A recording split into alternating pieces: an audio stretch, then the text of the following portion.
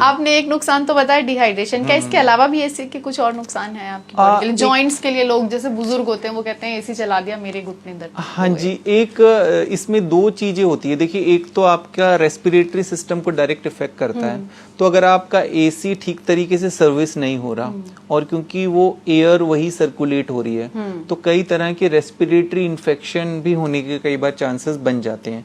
तो खास तौर पे बुजुर्ग हो गए, छोटे बच्चे हो गए, तो वहां पर आपको ध्यान रखना, उस चीज को अवॉइड करने के लिए वो एसी ठीक तरीके से उसकी डक्ट वगैरह सर्विस ठीक से हो।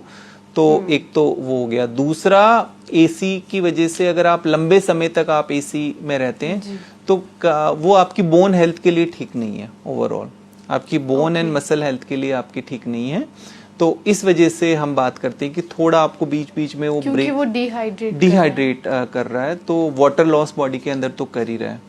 तो इस वजह से ये दो तो खैर डायरेक्ट अगर हम बात करें इफेक्ट। इसके अलावा ड्राई आइज भी कॉज करता है वो एसी। हाँ, ड्राई आइज करता है। तो ये कुछ इस तरह के इमीडिएट आपको साइड इफेक्ट देखने को मिलेंगे।